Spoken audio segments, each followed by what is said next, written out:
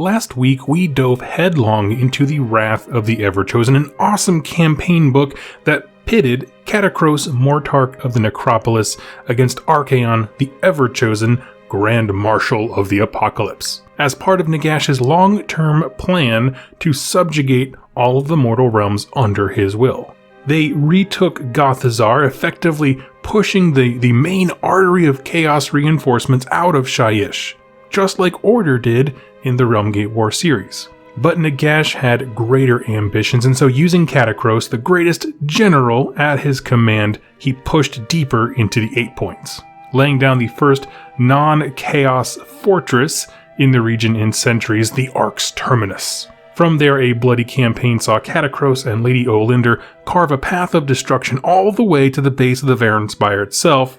Just then, Aeon returned home, bringing a colossal army of demons and mortals of chaos with him. Cata Krause put up a great defense, but there was simply no way to win this fight, and the Mortarch was struck down by the Slayer of Kings. That's this whole, the last whole week that we did was basically that in a nutshell. And however, there is an epilogue to the story that I did not cover yet. There's a lot of questions that we need to tackle, and that's the point of this video.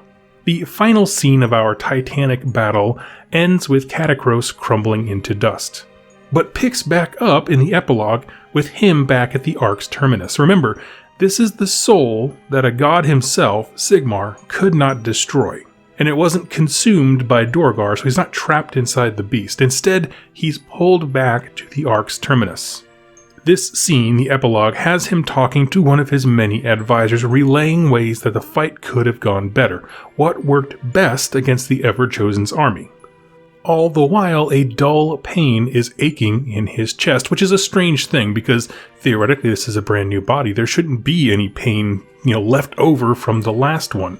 But sure enough, the spot where the Slayer of Kings pierced him aches with a great pain. As if the sword or the damage inflicted upon him, this soul carried that wound with it. And after this conversation, Cata Krause steps up and heads to the factory center in the basement of the Ark's Terminus. And one of his crew shows him this super cool collection. It's dozens of perfectly sculpted bodies of Cata Krause, all with the same emotionless face. And between the notes being passed on to his council during the fight with Aeon and the conversation he just had, and this warehouse full of replacement bodies, we get the very distinct sense that he was not intending to win at the Varanspire. The point was not to strike Aeon down. We're going to get to that in just a bit. Instead, just like when they entered Shyish with a mad rush of Night Haunt, in order to get the forces of chaos to show their hand, he just did a bigger version of that to Aeon, right? The Night Haunt was the micro. This whole book is the macro. Because Cata Krause didn't die, he gained all the information he needs to do better next time. Because Aeon, when he came back to the 8 points, came in there with full steam, full of anger. He showed Cata Krause what his best and brightest are as far as demons and tricks and stuff like that, and that's a big deal. And that's really where the book ends. We assume Aeon has been rebuilding things, right? He has to reconsolidate his forces, he has to do some brooding, as Aeon is wont to do, and Cata Krause is revived, and is already constructing his next army at the Ark's Terminus. And so at this point I wanted to address a few things within the narrative itself that I came up with, but also many others left in the comments after those videos. One question here, just kind of stepping out of the timeline here for a bit, is why did Aeon want to free Slowness? This was asked by a few people. And it comes up because at this point in the story, Aeon can just take command of any Slaaneshi army or warband he wants. Why does he need or want Slaanesh specifically free? Well, there's some super practical reasons, and others are a little bit more vague. But the big practical ones are that freeing Slaanesh prevents the elven gods from taking souls out of him, therefore cutting off their supply of those elven souls. Now you think about how we know some of the souls were taken, for example, given to Morathi, and she's been making the Kinyerai and the Melusai kind of the elite parts of her entire army. Presumably the same is true for the other elven gods, although we have yet to see what they do with souls. Given the vastness of the Chaos Hordes, it's not unreasonable to think that if they just stop or limit the flood of new enemies, right, interrupt that flow, that Aeon can just grind them out over time. Long time, but time nonetheless. It's basic math. In fact, it is a double shot because with Slowness free and being re-empowered, he can set to making more demons and involve himself more directly in the plots of mortals. And while none of the big characters in Chaos are friends at all, they all get along enough to see the mortal realms destroyed, if for no other reason than they want to fight over its ashes. And those are like the super practical reasons, right? We can see very clearly the implications of it, but there's also another one I thought of that might have significance, and that is their great game. If you're not familiar, the 4 Chaos gods are locked in an eternal battle for supremacy, and somewhere in the corner is the Great Horned Rat, but they don't like him, right? The 4 main gods didn't really care for the Great Horned Rat. But those big 4, Nurgle, Khorne, Slaanesh, and Tzeentch, duke it out for supremacy both in the mortal realms and the realm of chaos. If one gets too strong, the others are willing to work together to gang up and knock them down a peg, and this repeats until eternity. The whole reason that Aeon is who he is, right, is his ability to play them off one another. Take the gifts and the blessings of all of them and never pledge allegiance to any single one. I do think that some aspect of freeing Slaanesh has to do with kind of reinstating him as a player in this great game. If nothing else, it'll get Aeon good favor with a god, Slaanesh, and kind of put Khorne in his place, kind of keep him in check because Slaanesh and him are mortal enemies. And if that isn't a satisfactory answer, like those ones that I just gave, at its most basic level, it's a chaos character unleashing even more darkness and evil on the realms. The only things we can really be sure of as far as motivations go is that he didn't do it out of duty or love. And kind of jamming that question about why he would want to free Slaanesh here might seem a bit odd and out of place, since there's nothing about Slaanesh after the epilogue, but it matters greatly to understanding why Aeon wasn't there during the vast majority of his story, and why he took the best and the brightest with him when he left. And so now I want to step back from the story as a whole, right? There's a lot of criticism surrounding the conclusion of this book. Honestly, overall, most people are very excited about it. I, for one, am ecstatic, but there was some very thoughtful, well-put criticism towards the book, and I wanted to address it. Things like seeing Aeon as this unbeatable Mary Sue, felt that the ending just kind of fell flat. So I want to talk about the significance of the story arc and why I feel like it matters. In terms of bringing the fight to chaos, I think Cata Krause, and thereby extension Nagash over him, did more here than the forces of order in the Realm Gate Wars, right? Not only did he retake the Endgate, right, cutting off the main forces of chaos pouring into Shyish, but he pushed inwards into Aeon's most valuable place. Between the defenders of the Endgate on both sides, right, because there's a chaos fort on the entrance and the exit, the 3 main chaos armies that he fought once he got there, and the bloodbound warband that attacked him when he was all fortified in the Ark's terminus, and all the defenders of the Citadel of Ruin, that's 6 defeated armies / major forces. And for all that, he gained a firm foothold into the 8 points, the bastion that is the Ark's terminus. And ultimately, he did exactly what was expected. Indeed, he had expected that at some point Aeon would return and take him out. Again, he had the big storeroom full of extra bodies, he's recounting his battle to improve defenses and counteroffensives in the future. And like I said before, I want to kind of unpack an idea that I dropped towards the beginning of the video, is that what this tells me is that Cata Krause just did on a huge scale what Lady Ollander, as I call her Lady O, did at the beginning of the book in a small scale. If you remember, Lady Ollander comes in with the Nighthaunt, they crush the force of Karhite, making a big ol' entrance, and then they move northward, and they basically draw all the Chaos forces towards them. Those enemies show their strength, and it lets Cata Krause have his most valuable weapon, which is, of course, information. Now he knows exactly what he needs to be able to beat to kind of get a foothold in the 8 points. He sees what's up, and now he can make a plan. So that series of events that we covered in the first episode of this is the micro. The macro, the big picture, is that Cata Krause's army just entered the 8 points. It carved one hell of a path straight to the Varenspire. It got the attention of all these warlords, including the Everchosen himself, who ultimately fell for it. Because when Aeon appeared, he did so with full force. All the best and the brightest, right? You got Aeon, you got Be'lakor, you got Bloodthirsters flying in the sky, you got all these Nurgle demons pouring out, all the mortal hosts that joined them. All of this was laid out plainly for the Mortarch of the Necropolis to see, and just like letting the Nighthaunt get crushed was a good trade in exchange for information about all the enemies he's going to face, the Great Push into the 8 points was a successful campaign to learn about the forces that Archaon has at his disposal.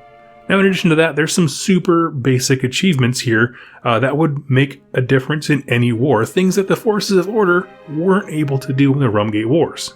For example, lots of Chaos dudes were killed. We mentioned before, 6 armies worth of people, between attackers, defenders of fortresses, things like that. And don't gloss over that the section of the city where Cata Krause entered and destroyed the Citadel of Ruin was where Archaon makes his weapons and armor.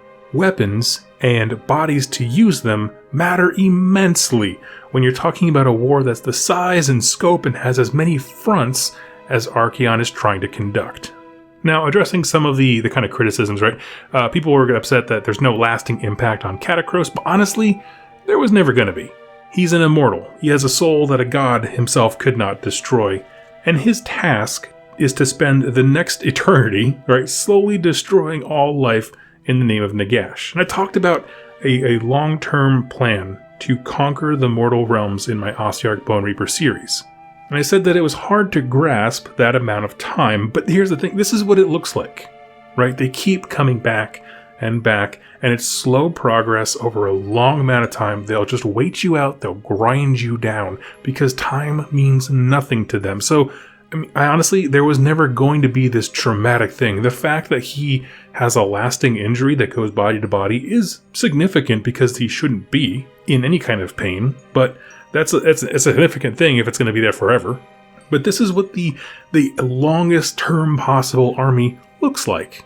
We win. Oh, we lost this one. Okay, we'll reassess, recalculate, and then we'll win, and he just keeps going and going and going. Now, about the criticism of Archaon being too good, right? Honestly, I got nothing for you.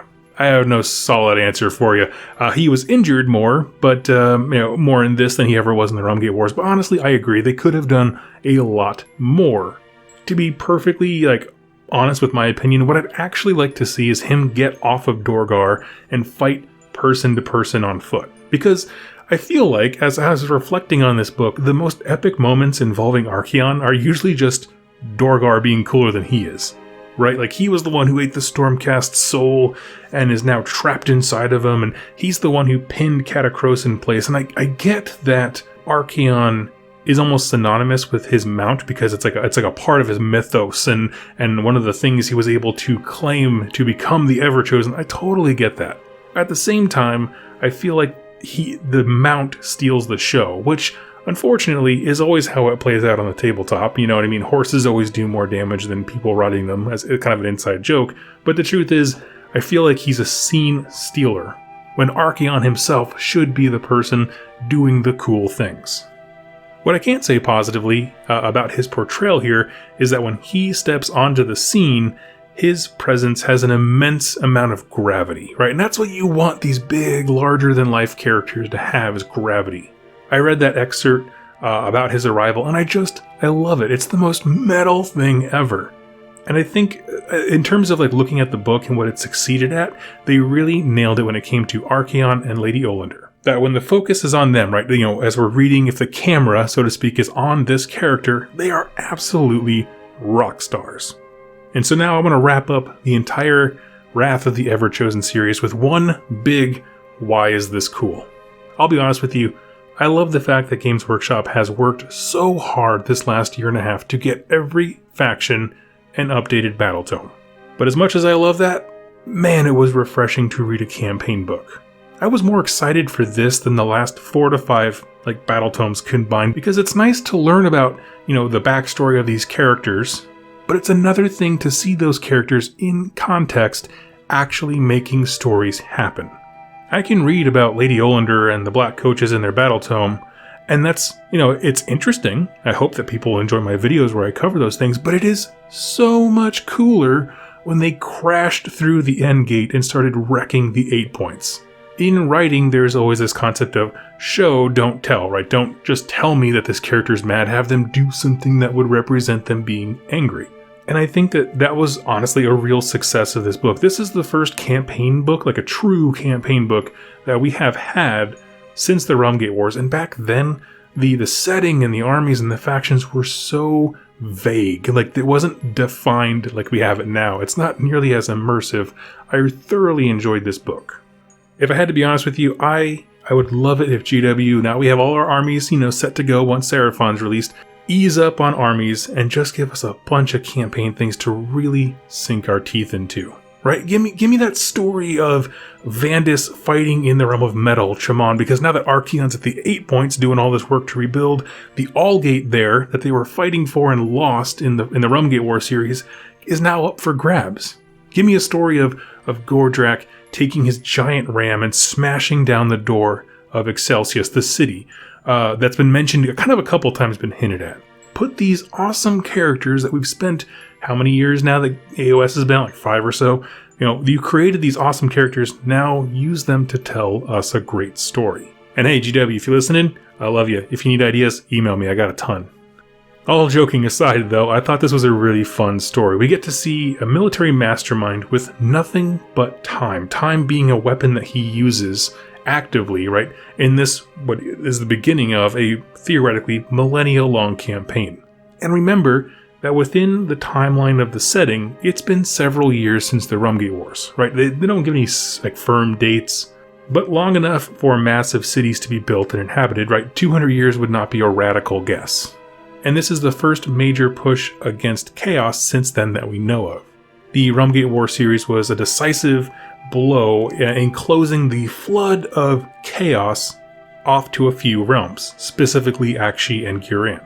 This is one more of those, but so much more because it was so daring to actively push back chaos on its heels. Now ultimately Nagash has a foothold in the 8 points, Archaeon has lots of repairs to do, but all the major characters made it out alive, for lack of a better term with the death stuff, And I'm okay with that. The consequences that matter are the reclaiming of the Endgate, crushing Archaeon's forces on their home turf, and drawing that line in the sand within the 8 points itself, that Archaeon doesn't have the same iron grip on the realms that he used to. Altogether, I had an absolute blast covering this, and I hope that came through during my presentation of it. Thank you all so much for coming along for the ride, and let me ask you this, as I like to end all these videos, what is your favorite part? And I'll be honest and upfront with mine. Mine was Lady Olander and the Black Coaches for sure, crash into the Endgate and wrecking house at the fortification there. If not that one, then the battle at Herod's Torment where Cata Krause took on 3 armies at once. Thought it was a lot of fun. Leave your answer in the comments down below and we'll continue the conversation there. Thank you all so much for watching this last week. If you are interested in getting caught up, or a friend who's interested in getting caught up, direct them to this series or the Realm Gate Wars one, and we'll go from there. Thank you all so much, and happy wargaming.